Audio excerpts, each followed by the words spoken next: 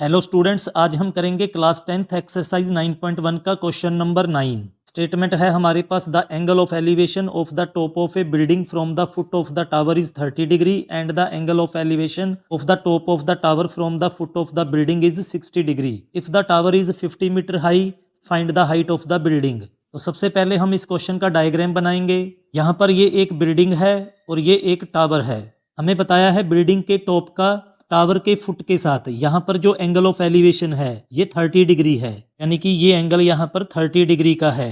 Next हमें बताया है जो टावर का टॉप है ये बिल्डिंग के फुट के साथ यहाँ पर ये जो एंगल बनाता है ये 60 डिग्री का है, तो ये एंगल यहाँ पर 60 डिग्री का है। नेक्स्ट हमें बताया है टावर का हाइट 50 मीटर है, यानी कि ये टावर का हाइट यहाँ पर 50 मीटर है। तो आप यहाँ पर लिख लेंगे टावर की हाइट कितनी है, 50 मीटर। हमें फाइंड करना है बिल्डिंग का हाइट। अब हम सबसे पहले यहाँ पर लेबलिंग कर लेते हैं, तो इसको नेम देंगे ए, यहाँ पर लिख लेते हैं बी, और ये हो गया सी, और इसको नेम दे देते हैं डी। सबसे पहले हम यहाँ पर लिख लेते हैं जो जो हमें गिवन है और क्या हमें फाइंड करना है। सबसे पहले हम यहाँ पर लिख लेंगे हाइट ऑफ द टावर। ये है यहाँ पर टावर का हाइट 50 मीटर, और ये हमने लेट किया है ए बी। तो आप इज इक्वल टू में लिख लेंगे ए बी, और इसका वैल्यू हमारे पास कितना है, 50 मीटर। और हमें फाइंड करना है बिल्डिंग का हाइट, यानी कि सी डी।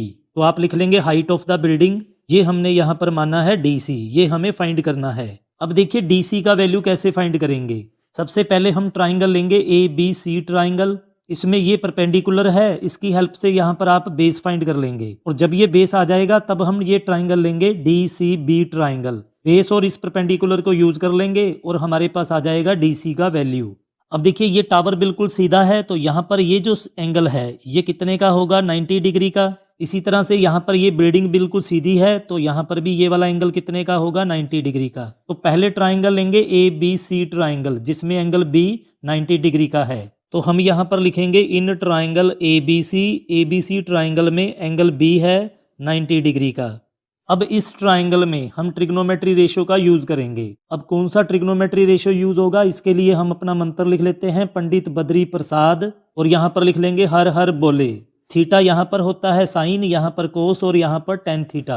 अब देखिए परपेंडिकुलर हमारे पास है और हमने बेस फाइंड करना है, तो परपेंडिकुलर और बेस इस रेशो में है, तो यहाँ पर हम ले लेंगे tan theta is equal to perpendicular upon base. तो आप लिखेंगे सबसे पहले tan theta is equal to perpendicular, यहाँ पर देखिए क्या है ए बी, और अपॉन में आपको लेना है यहाँ पर बेस।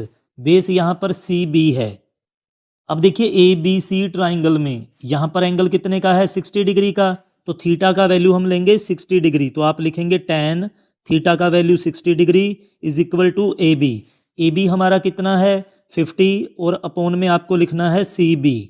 टेन 60 का वैल्यू आप टेबल में देख सकते हैं, वो होता है √3 इज इक्वल टू में लिखेंगे 50, और अपॉन में हमारे पास है यहाँ पर सी बी। √3 के डिवाइड में कुछ नहीं है, तो आप लिख लेंगे 1। यहाँ पर इनका क्रॉस मल्टीप्लाई कर देंगे, तो सी बी को √3 से मल्टीप्लाई करने पर आएगा √3 C B is equal to में लिखेंगे 50 को 1 से मल्टीप्लाई करके 50। अब हम सी बी का वैल्यू फाइंड करेंगे, तो यहाँ पर लिख लेंगे C B is equal to, equal में हमारे पास यहाँ पर 50 है, ये √3 सी बी के साथ मल्टीप्लाई में है, इधर शिफ्ट करेंगे तो हो जाएगा डिवाइड, तो डिवाइड में लिख लेंगे √3। तो सी बी का वैल्यू हमारे पास आ गया है 50 अपॉन √3।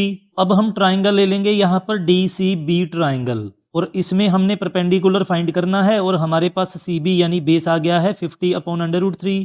तो हम यहाँ पर लिखेंगे in triangle D C B triangle में एंगल सी 90 डिग्री का है, तो यहाँ पर लिख लेंगे angle C is equal to 90 degree. अब इसमें हम कौन सा ट्रिग्नोमेट्री रेशियो यूज करेंगे, देखिए परपेंडिकुलर हमने फाइंड करना है और हमारे पास है बेस, तो हमें चाहिए परपेंडिकुलर और बेस, ये यहाँ पर इसी रेशो में है, यानी कि हमने टेन थीटा लेना है। तो हम यहाँ पर लिख लेंगे tan theta is equal to perpendicular यहाँ पर डीसी है, और अपॉन में लिखना है बेस। बेस यहाँ पर है सी बी। अब हम लिखेंगे टेन थीटा का वैल्यू कितना लेंगे, देखिए डी सी बी ट्राइंगल में यहाँ पर एंगल 30 डिग्री का है, तो थीटा का वैल्यू हम यहाँ पर लेंगे 30 डिग्री इज इक्वल टू में लिखेंगे डी सी, अपॉन में लिखना है सी बी। सी बी का वैल्यू हमने फाइंड कर लिया है, वो है यहाँ पर 50 अपॉन में √3। नेक्स्ट देखिए टेन 30 का वैल्यू आप टेबल में देख सकते हैं, वो होता है 1 अपॉन √3 इज इक्वल टू में लिखेंगे। अब देखिए यहाँ पर 50 अपॉन √3 है, जब आप इसको ऊपर लेकर जाएंगे तो डीसी के साथ मल्टीप्लाई में इसका रेसिप्रोकल ले लेंगे। पहले लिख लेंगे डीसी, फिर लिखेंगे मल्टीप्लाई में इसका रेसिप्रोकल। √3 ऊपर चला जाएगा और डिवाइड में लिख देंगे 50। तो ये हमारा रफ काम था, इसे रेज कर देते हैं यहाँ से। अब देखिए यहाँ से हम डीसी का वैल्यू फाइंड करेंगे। पहले लिख लेते हैं DC is equal to, equal में हमारे पास यहाँ पर है 1/√3। तो जब आप √3/50 को इधर शिफ्ट करेंगे तो इधर जाकर मल्टीप्लाई में इसका रेसिप्रोकल ले लेंगे। मल्टीप्लाई में आप इसका रेसिप्रोकल लिखेंगे, 50 ऊपर चला जाएगा और डिवाइड में लिख देंगे √3। तो नेक्स्ट हमारे पास आएगा 1 को 50 से मल्टीप्लाई करने पर 50 और अपॉन में लिखेंगे, देखिए √3 को √3 से मल्टीप्लाई करना है तो रूट में लिखेंगे 3 मल्टीप्लाई में 3। तो ये हमारे पास आएगा 50।